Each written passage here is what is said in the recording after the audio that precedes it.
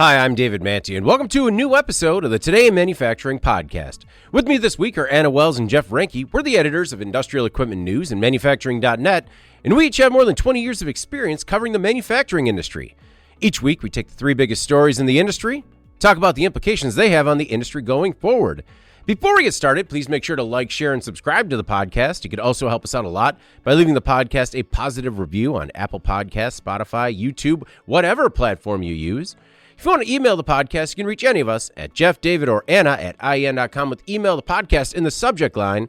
You can also subscribe to us at IEN Magazine on YouTube so you can join us every Thursday when we go live. Anna, how you doing this week? Great. Good to be back. Right, it's been a minute. It has. Even when we take a week off, it feels like two. I know. So yeah. It was, as we're starting to put the podcast together, I'm just like, what? What do we do again? Yeah. And then the week that you come back also feels like two. Yeah. Like, why have I been here? Why am I still here? What?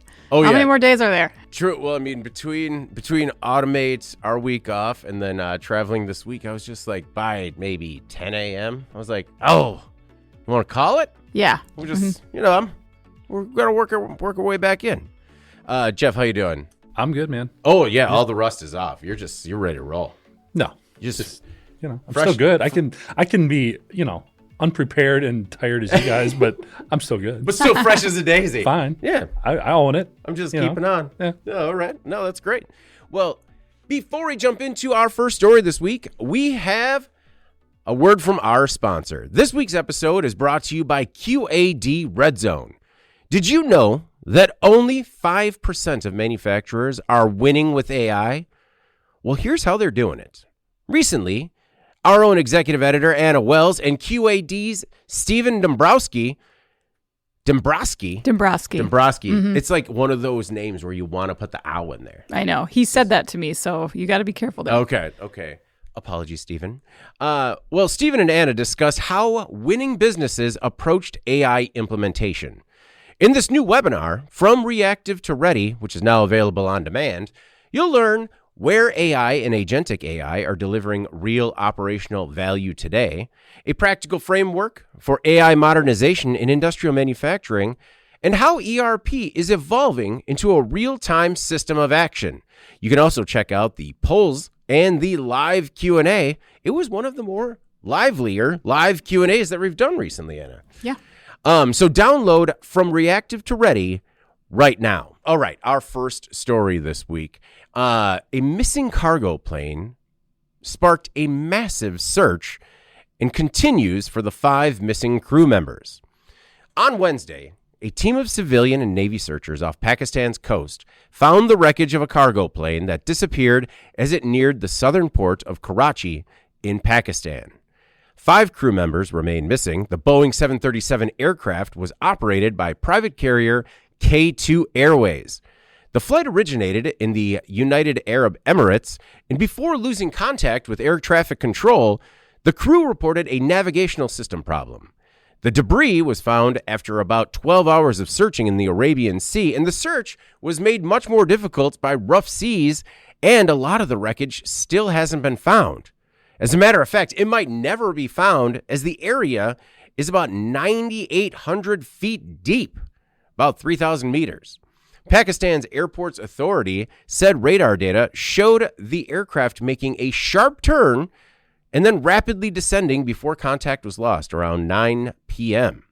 Aviation experts remain stumped by the potential cause. Even if it suffered engine failure, it would normally glide rather than plunge suddenly.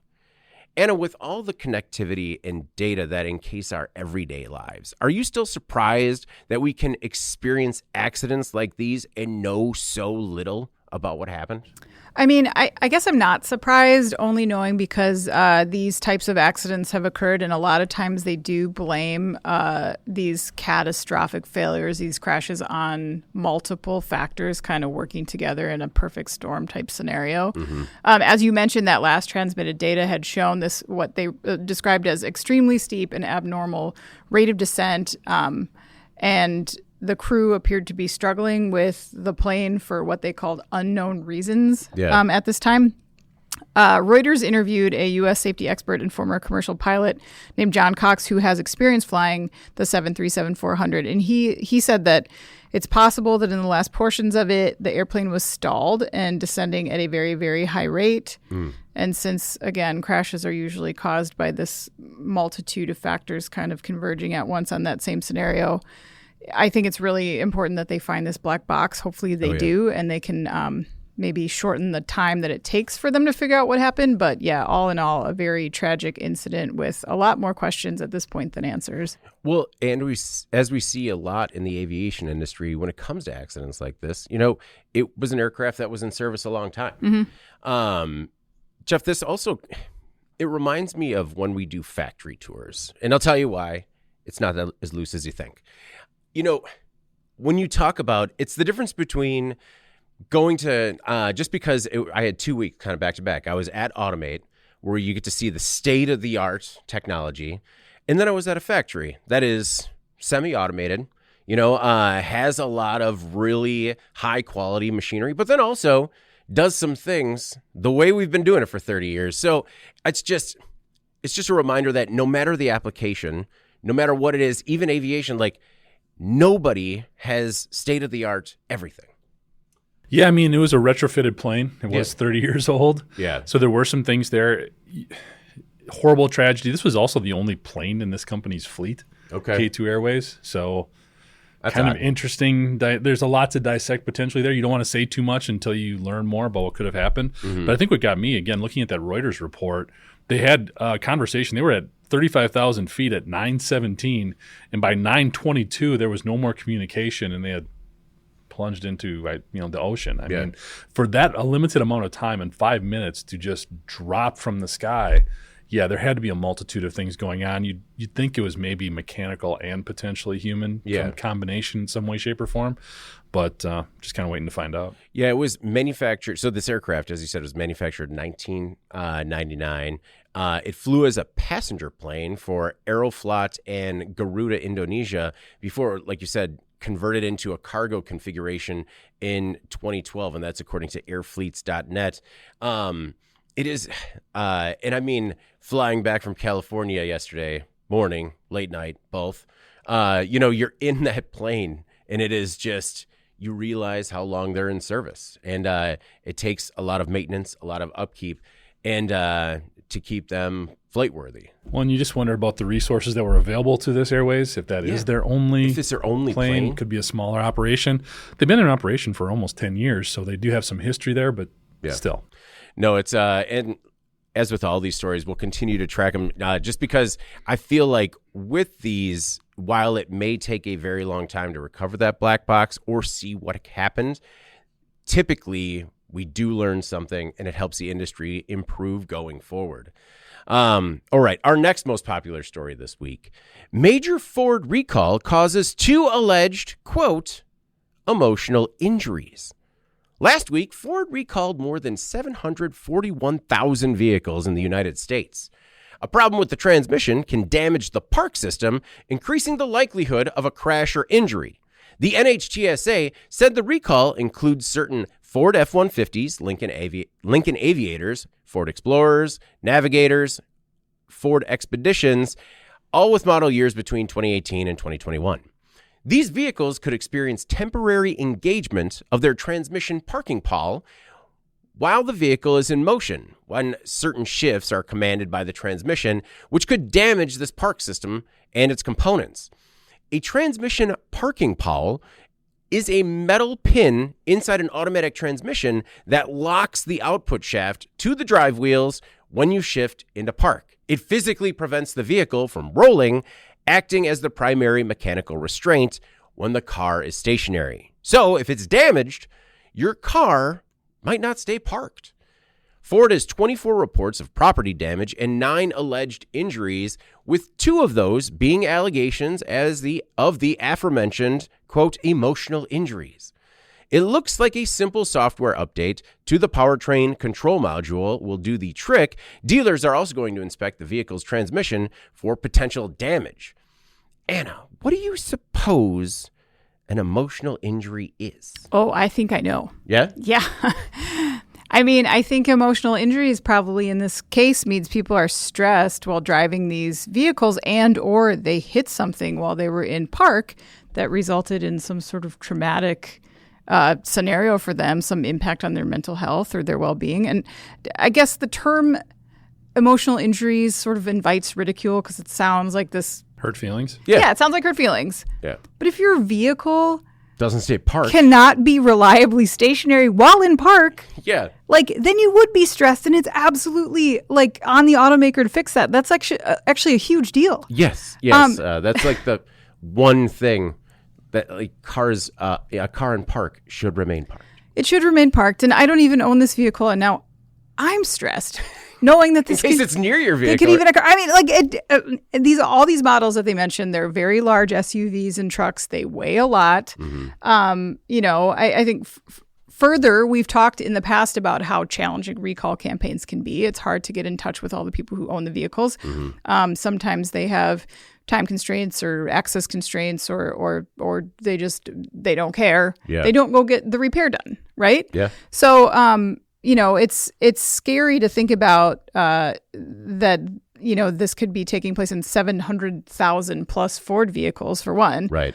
Secondly, the risk of rollaway we've seen in the past before. And I'm sure you guys remember the Jeep situation. Yeah. That recall was in probably about 10 years ago or so. Yeah. But people died. That was the first thing that came to mind. It was especially because the Star Trek actor, yes. Anton Yelchin, was killed by a rollaway accident. By his own vehicle that he put in park and went to go get his mail, and it rolled into him and killed him. Yeah. Rollerway risk is a big deal. Yeah. So to tack on this emotional injuries thing, I don't know where that... I mean, I know the phrase came from the recall report. Yeah. I don't think it was helpful information to add because the reality is this is a huge safety risk. Right. It doesn't matter that people are stressed out by that. Of course they are, but it sort of minimizes to me what the overall problem is, which is this needs to be fixed. This is a huge deal. No, I think it's a huge deal as well. And typically those NHTSA reports come directly, they're pretty much a carbon copy of the report from the auto manufacturer. So without knowing, I would assume that the language is there as well. Jeff, have you ever walked up to your car and it just wasn't parked exactly the way or where you thought it was parked at? Where you thought it was moved? The way it was parked? Well, not the way it was parked, but where it looks like it's in a slightly different spot. I don't know. And it could just be, No. Have I walked up to the wrong vehicle? Yeah, 100%. Yeah, there you go. But that's what I was kind of getting at. I kind of thought, I guess no. What I was thinking about was sometimes when you park in here we go. No, that's not. Yep, okay, no, we're not going to do it. I really thought I was more crooked in this space. Yeah, no, I thought it was straighter. No, I mean, I guess it's never happened to you. It's fine. Maybe. Yeah. Has it happened to you? No, definitely not. Definitely not. I would can you please describe what you thought when you walked up and you're like, I don't think I parked exactly like this. Yeah, it just looks a little closer, a little bit more crooked, a little bit. It's just not. It's not how I remembered it. Happens all the time. A lot of people. Big problem. So my takeaway on this story, Jeff, was, Anna was talking about the safety elements from a personal perspective. I was looking at more from just a quality perspective because you've got a lot of stuff going on here. I think when you initially describe that, it's something that could be, okay, it's this piece of metal, it's maybe a software upgrade, it's maybe not as complex. To me, this is a huge quality concern if you're Ford. We talked last episode about how there's over 1 million vehicles every year that get recalled and they're brand new. Okay, that's a concerning element. Now, when you look at this and you've got the software basically putting a vehicle into park while it's moving and causing continuous damage to the transmission, this is so, because the first one I saw this, if it's a software upgrade, just do something over the air and this could be addressed pretty quickly. Yeah. But now there's a mechanical element involved as well. We start throwing around that term that we haven't used in a while, the mechatronic element, when you start talking about software and mechanical elements. Yeah, to me, this is much more concerning as a bigger deal for Ford than maybe they're letting on. Yeah. And maybe they do let some of that terminology out there about emotional damages or injuries. Kind of deflect. Yeah, exactly. Taking away from the fact that this is a huge quality concern, especially when you consider the F1 and the Explorer. That's number top 1 and 2 for Ford in terms of their most highly selling vehicles. So a big issue, a big concern, and this little pin. Now, the one thing is you can put the parking brake on and it will stay stationary. Yeah. So there's something there, I guess.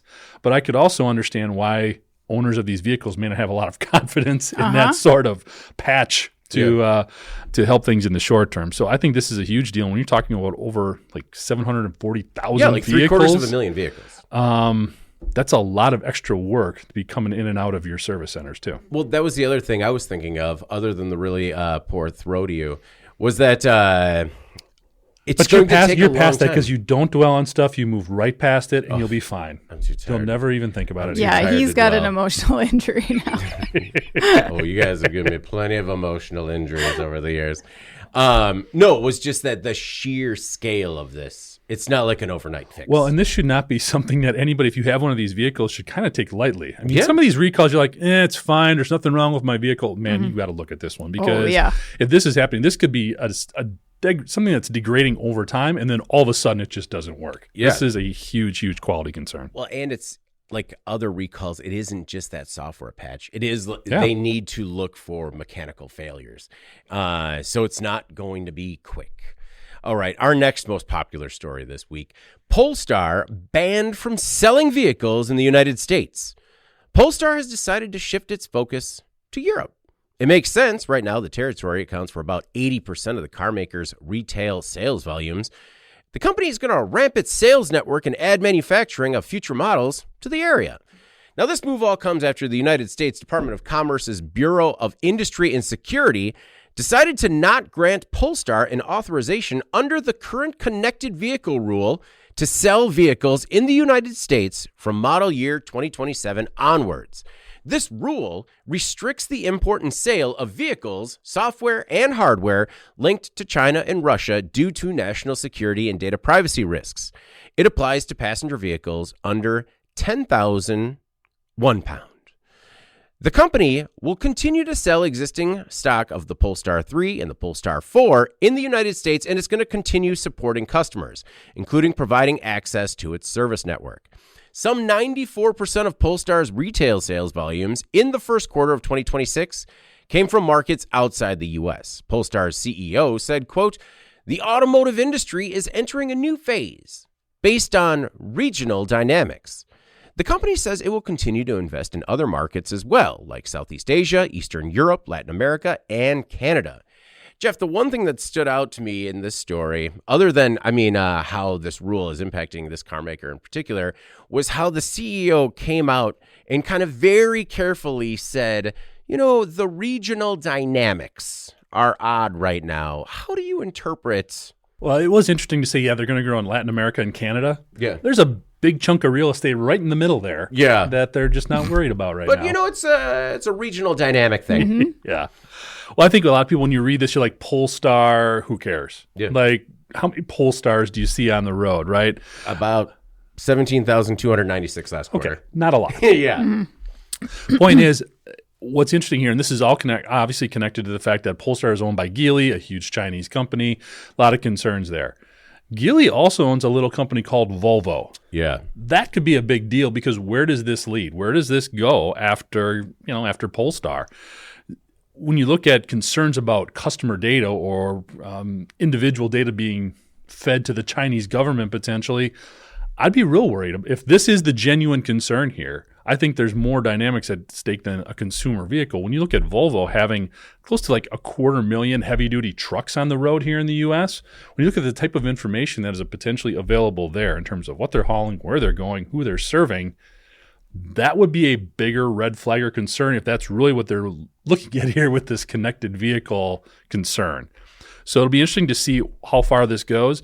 There's also probably about 2,500 people, I would guess, in South Carolina who are watching this very, very intently. Mm-hmm. Maybe only 100 of them work on Polestar, but the rest are very, very heavily entrenched in Volvo's industry and what they're doing at that facility.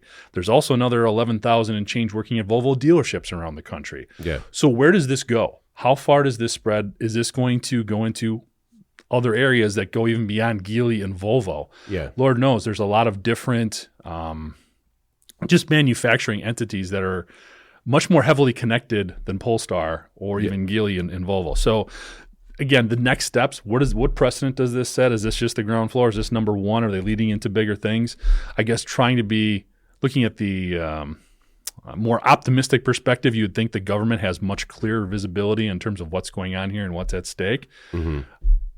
Or is it just sort of continuing with the trend of or is it just measuring dynamics? first, cutting first and measuring later? So we'll see what happens here, but I think this could be a very interesting first step in what happens with a lot of different automakers here. No, and I could be mistaken, but I believe that I read that Volvo, at least for the 10,001 pound and under, did receive authorization. Right now. Yeah. My point is, what's the difference? Oh, gotcha. Like, could that change at any moment? Well, exactly. I mean, because anything changes at every moment. Well, that's a random dynamic here, but we're looking at the deeper sense of what is, in theory, trying to be accomplished here, which is protecting American proprietary information or personal information from the Chinese government. Like I said, there's a lot more data flowing around in bigger vehicles that are already on the road with larger companies than Polestar. No, understood. And I mean, and while more than 17,000 cars does sound like a lot, it's really a drop in the bucket when it comes to everything on the road. And, one commenter in particular pointed out that when you think about it, I mean, we're talking about the vehicle connectivity systems or VCS hardware and software, the ADS software, the automated driving systems. I mean, Anna, we're talking about, real mission critical systems. So I can understand why you want to prevent data exfiltration and remote control exploitation when it comes to these systems. Absolutely. I mean, of course, like it's a great talking point for any administration to say that we're trying to secure the connected vehicle infrastructure. Of course, everyone wants to do that in theory until you have it play out. And then to Jeff's point, it becomes very lumpy. And this situation to me raised a lot of questions because the connected vehicle rule was finalized under the Biden administration, but it just started to roll out. Software restrictions are first. This is for 2027 model year where they're going to start actually, shutting companies out. As you mentioned, Volvo did secure a waiver in May. Lincoln and Buick will also have to clear that hurdle because they both sell Chinese-built models in the United States, the Nautilus and the Envision. To me, when I'm reading all this, so Polestar reportedly did not seek out this waiver. Okay. Maybe they were just like, we're just going to cut bait and move on from this. As you mentioned, very low volume in the U.S. Volvo can still actually leverage this factory that they have in South Carolina. It's already produces some Volvo vehicles. It's like a joint facility.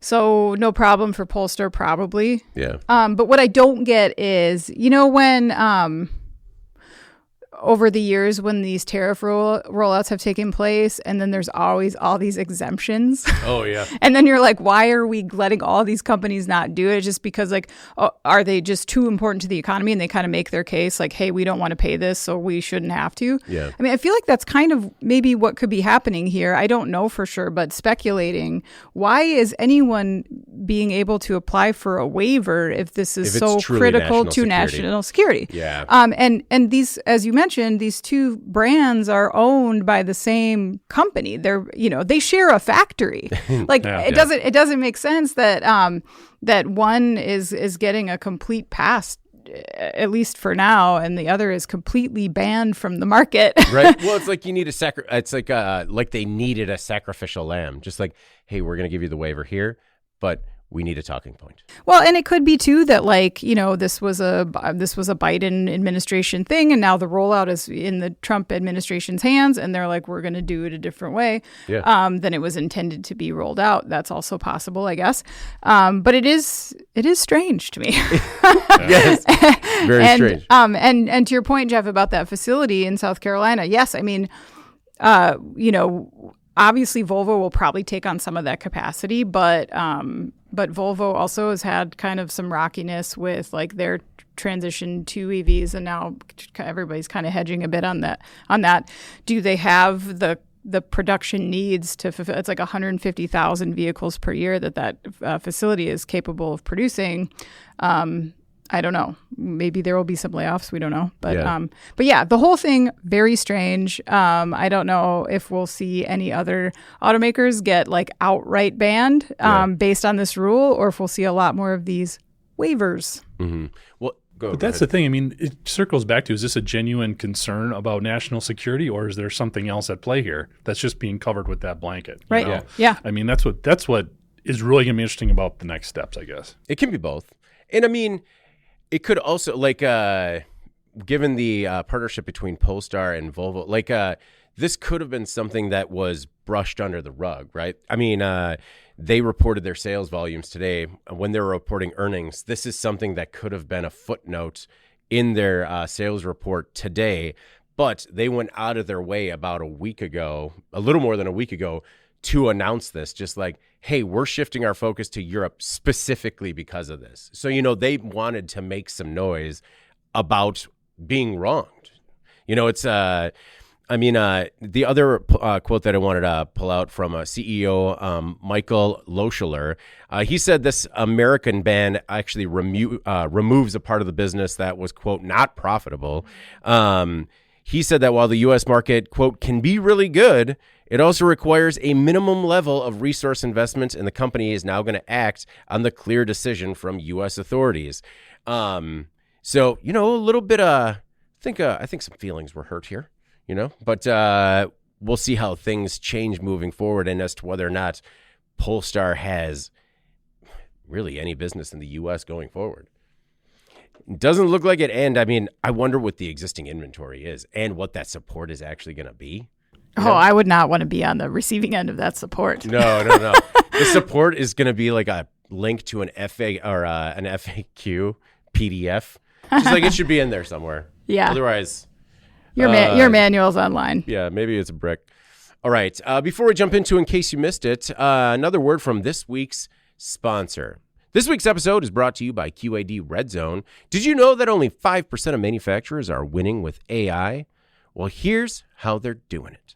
Recently, IAN's executive editor, Anna Wells, and QAD's Stephen Dombroski. See, I went ow. Now I went o. Mm-hmm. Dombroski. Stephen Dombroski discussed how winning businesses approached AI implementation. In this new webinar, From Reactive to Ready, which is now available on demand, you're going to learn where AI and agentic AI are delivering real operational value today, a practical framework for AI modernization in industrial manufacturing, and how ERP is evolving into a real-time system of action. So download From Reactive to Ready, now available on demand, right now. All right, in case you missed it, the stories that maybe weren't as popular on our sites, but could still make a big impact on the industry going forward. Jeff, what do you have for us this week? So I was hesitant to bring this one up because I don't like to scare Anna. Oh, okay. However, it is a cybersecurity story. Mm-hmm. Yes. Let's get afraid. Yes. And this one is kind of scary, but there is some good news at the end. Okay. So this one was agentic ransomware registers its first major hit. Okay, so when we talk about AI, there's always concerns about how the bad guys are going to use it for cybersecurity attacks. Well, in this instance, the bad guy was the AI agent. This was completely done from start to finish by a large language model. Huh. Essentially, it was launched obviously by a human being. However, it basically just pointed the LLM in the right direction, and it did everything else. It prioritized the target. It understood the vulnerabilities. It did everything that a human hacker would do, except it was a large language model. That's problematic. Yes, David, it's very problematic because it did all the thinking on its own to the point where when it ran into an issue trying to log into this system that it was looking to hack, it figured out a solution in 31 seconds. That is problematic. Yes. It's also problematic to everybody listening because this was a production environment. Basically, it was able to hack into a lot of known vulnerabilities for an AI toolkit. So basically a toolkit that's designed to create other artificial intelligence tools to help run production databases in this case. It was able to figure out that vulnerability, hack into it, and unleash a ransomware attack. And then ransom that data? Yeah. That is wild. Now, here's the good news. Okay. The good news is in doing this research, which SysDig did, they were able to, because it was not a human being, the large language model basically displayed its thoughts. It spelled out everything that it was doing and how it was going to do it. Yeah. Now, we don't know this until after the fact. Yeah. But this does allow us to learn from the fact that an AI model, a large language model like ChatGPT, was capable of doing something like this start to finish. just got pointed in the right direction, did everything else. But again, it was all spelled out. So we have the blueprint for their attack. Still frightening that it was able to do it this fast. And there's some great feedback from some other folks within the industry talking about, and you would have think AI would have given itself a better name than Jade Puffer, but that's the name it chose for itself, I guess. Maybe they let. Yeah. Oh wait, it named itself. I'm guessing. I don't know. Maybe not. Maybe the operator said, you know what, Jade Puffer. Yeah.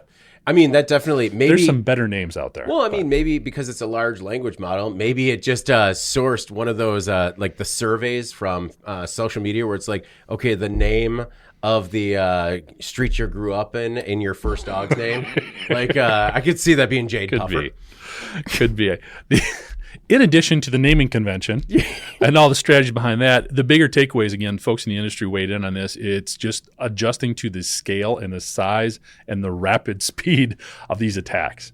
Yeah. And knowing that when you do get hit by these, it's really less about defense at this point and more about response. Yeah. And understanding, yes, this stuff is going to get through. We're not always going to be able to respond as quickly unless we develop our own AI tools, which, again, when you see how it works, you should be able to escalate your defensive strategy and posture to match that. Mm-hmm. But also developing good response plans in terms of how are you going to handle the ransom attack? Do you have backups? What's your strategy, essentially? Yeah. All of those things. So, again, scary in terms of this was done head to toe by an AI agent, but also there's some good takeaways here and things that we're learning as well. Yeah, you can learn from the logic because you can read it line for line. But, I mean, so did the AI even facilitate, like, the ransom, like came up with the value for the asset and then reached out about? I'm going to guess so. That it didn't. We don't have all of that information. I have to dig into the actual research. Okay. In terms of that depth of it, I don't. That isn't clear. Okay. And they're very guarded in terms of the dollar amounts that were involved and stuff like that. Always, in terms of they're paid, all that kind of stuff. But it kind of feels that way.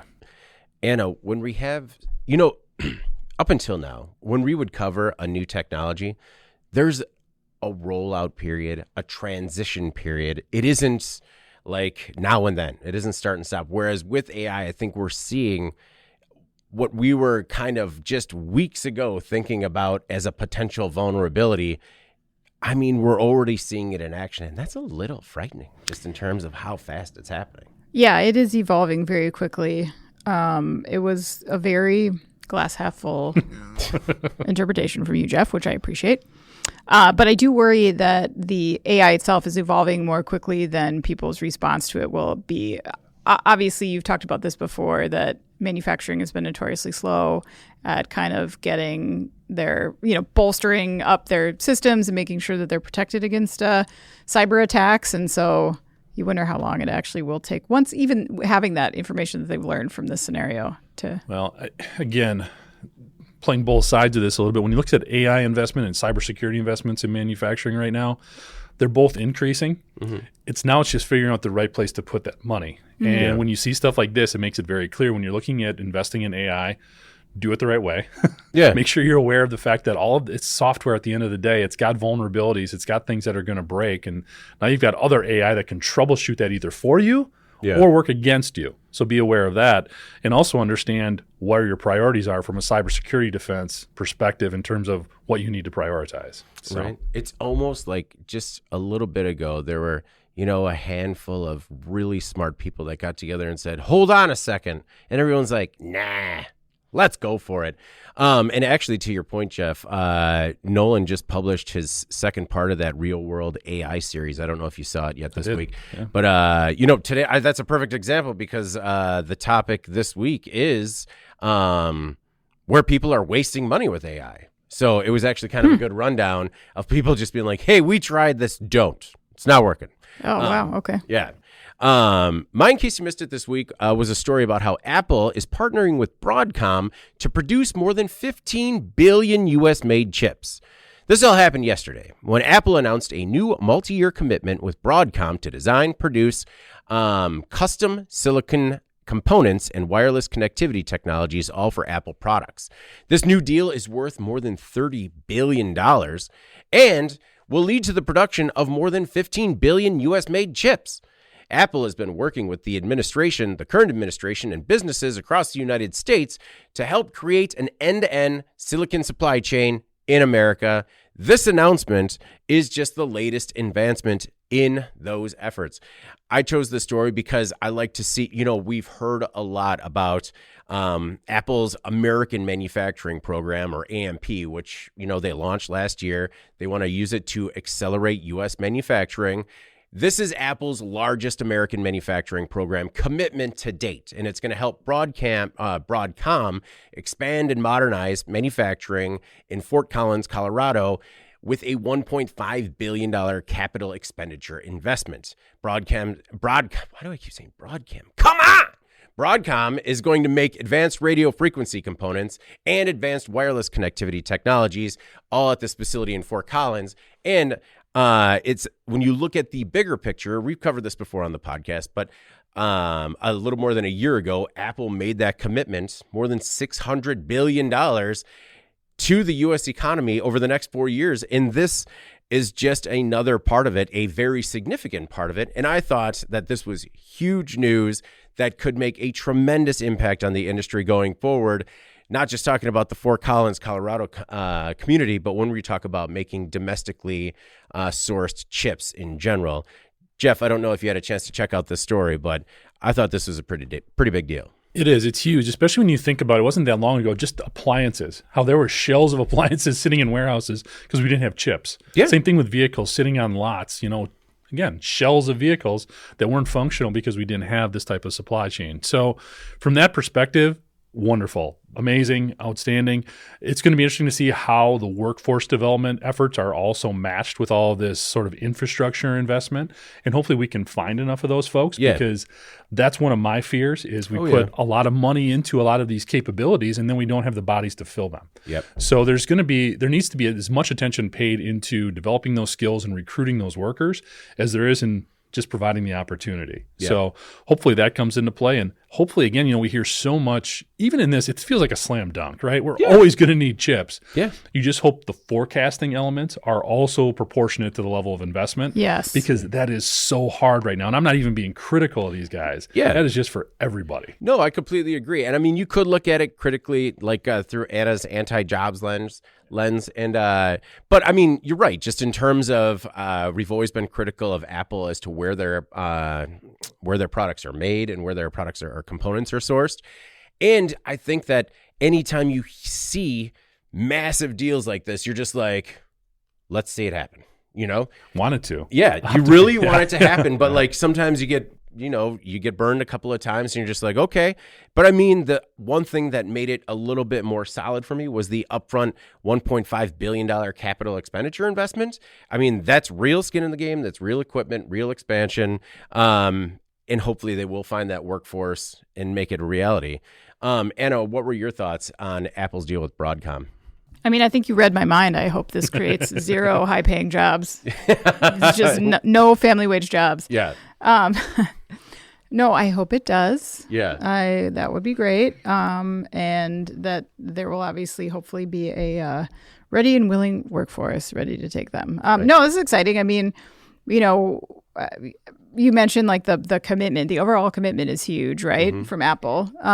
So continuing to kind of focus on these individual wins as they come, I think is important, because then people, you hear these big numbers and then it's just like, it's then and gone, you forget about it. But to hear like the community impact and the supply chain impact as we go, like, I want to keep hearing about it. Well, and we'll keep hearing about the announcements, and we will also continue to track whether or not they're happening, whether or not they're stalling out or, shovels are in the ground. Right. It's because I feel like sometimes we almost get announcement fatigue where it's like, man, they're just building factories everywhere.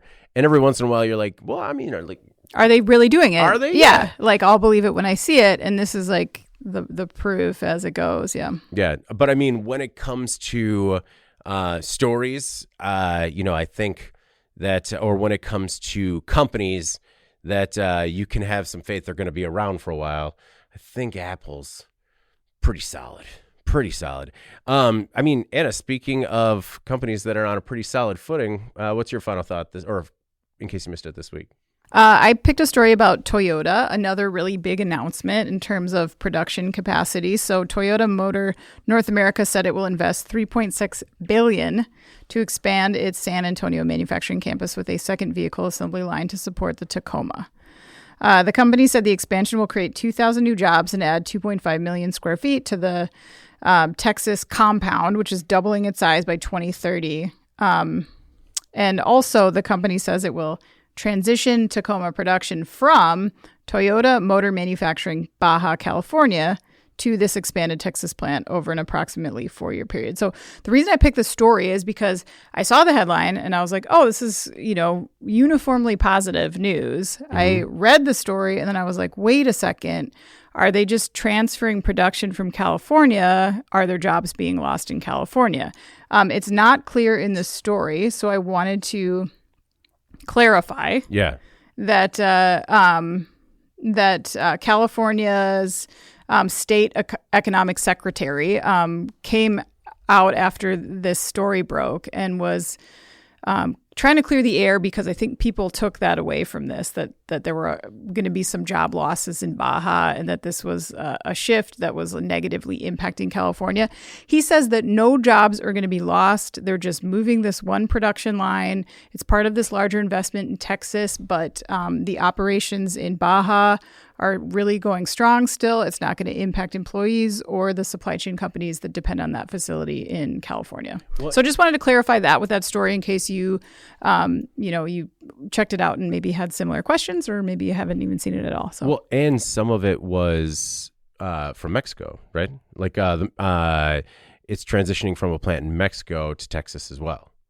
Like, and so that was one of my takeaways. A lot of people were talking about it moving production into the U.S. Either way, I mean, when you talk about $3.6 billion and 2,000 jobs, I mean, that's incredible. And other than some of my latest issues with my Toyota, I'm still hardcore into the brand, and I think they put out a quality vehicle. So if they can make that vehicle, well, a little bit better quality, and also make it in the United States, what a great thing. Jeff, what were your thoughts on this story? Whenever I see stuff with Toyota now, I wonder what UAW is thinking with some of these expansion, these job growth areas, just because that seems to be a target for them. And I wonder if some of these locations are also strategic in terms of going to Texas or expanding in Texas, because maybe that is less receptive to a union approach. I don't know. Overall, obviously very positive. Great to see the job growth anywhere in the U.S., especially with such a big company like Toyota. But yeah, I just always wonder kind of if UAW is sitting back sort of not plotting, but planning some of where they're going to – yeah, exactly. Planning where they're going to go next just based on some of these big job announcements. Yeah. Or target next. Well, if anything, it's fair to say that UAW, with their most recent win, they were talking about the thousands of other machine shops out there. There's plenty of room for UAW to grow. But yeah, I don't think this is one of those places. Well, and do you think that's a conscious decision as opposed to going to South Carolina, Alabama, those types of things? Oh, that definitely has to play into it. Yeah. I mean, especially when you're talking about billions of dollars in investment. All right. Well, before we get out of here this week, let's do our final thoughts. Anna, what's your final thought this week? So we had like a really blowout week on vacation, took the kids up north and just partied hard and did the beach and all the things you do up north. But the most memorable thing for me was when we returned, our neighborhood association puts on all these magical events. We just have this really nice neighborhood with a nice park. And so our 4th of July party on Saturday, one of the fundraiser opportunities was they brought in a dunk tank. Yeah. And my 8-year-old son asked if he could be in the dunk tank, which I did not think would be allowed, but was. So he got to be dunked in the dunk tank, and it was I think the best thing that's ever happened to him. Oh, yeah? He was just so happy. Yeah. I was so happy for him that he got to be dunked in the dunk tank, but I feel like it just contributing to a magical childhood. Did you dunk your son? No, I didn't. I had already left because I had to take our other kids somewhere. Yeah. So my husband was there with them, and so I just got some photos of it. So I didn't get to even be there, but I can hear him like razzing people. Oh man. Just like, that all you got? Yeah. Nothing. You're not even close to that target. I'm staying dry. Oh man. Sorry to have missed that. I'll show you guys some pictures. He's like just living his best life. So, yeah. Yeah. That's fantastic. My final thought this week was that it was, after I mentioned that I was on the road this week, producer Eric and I were out on the road visiting a manufacturer in California. And I'll just say that, it's great to be out in the industry again. Anytime that anyone is interested in kind of opening their doors to us so that way we can tour their facility and tell their story, those are great features for both video and print. And I just love it when we're able to kind of get boots on the ground in the industry and hear stories. Everything from the manufacturing floor up through the executives and everyone that it impacts in between. I don't want to give away too much from that story just because we have a really big relaunch coming up that we're really excited about. So stay tuned for that. And hey, if you have a place that you'd like us to check out, please reach out. Jeff, what's your final thought this week? So tomorrow I'm going to an event where the dress code is smart formal. Have you heard this term before? I have never heard that as like a thing. You should just wear fake glasses and what you got on now. Smart formal. Smart formal. I mean, if you had to guess. Yeah, I'd say business casual. Okay. Maybe that's the new business casual, smart formal. But that formal is not casual. That's the thing, right? But it's smart. So apparently Maybe bow tie? It's like you are all over the place. You have no help here whatsoever. David. No, I was hoping that you might have some clarity on this situation. I've gotten a little bit. Actually, my daughter weighed in, and she kind of said it's like not a suit and tie, like a step below suit and tie. Oh, no tie. Of. Okay. Yeah, basically.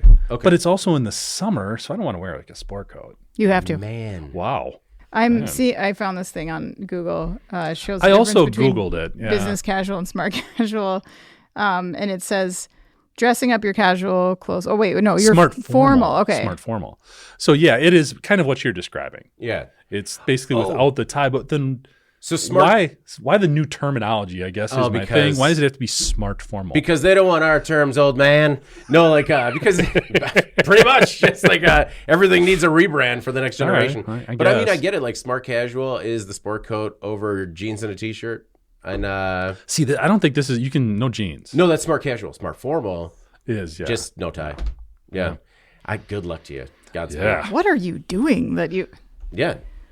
Can't tell you. No, it's for my wife's work. So. Oh, okay. I see. Oh, okay. So you got to thread the needle too, because you don't want to be that guy. I wouldn't care, but I don't want her to be married to that guy. Oh, exactly. No, that's what I mean. That's what I mean. Like, man. This is some Costanza line if I've ever heard one. Take some photos, please. Right? Bring in the smart formal. Well, anyone with fashion tips out there, I'm clearly not. I'm clearly not the help for that one, Jeff. But good luck to you. See how it goes. Yeah. All right. Well, before we get out of here, please make sure to like, share, and subscribe to the podcast. You can also email the podcast. Any of us can be reached at Jeff, David, or Anna at IN.com with email the podcast in the subject line. Subscribe to our daily and weekly newsletter. Make sure you get it delivered to your inbox first. Give us a good review on Apple, Spotify, YouTube. Give us a thumbs up there. And subscribe to us on YouTube at IN Magazine so you can get a notification whenever we go live. All right, for Jeff Ranke and Anna Wells, I'm David Manti. This is the Today in Manufacturing Podcast. We'll see you next week.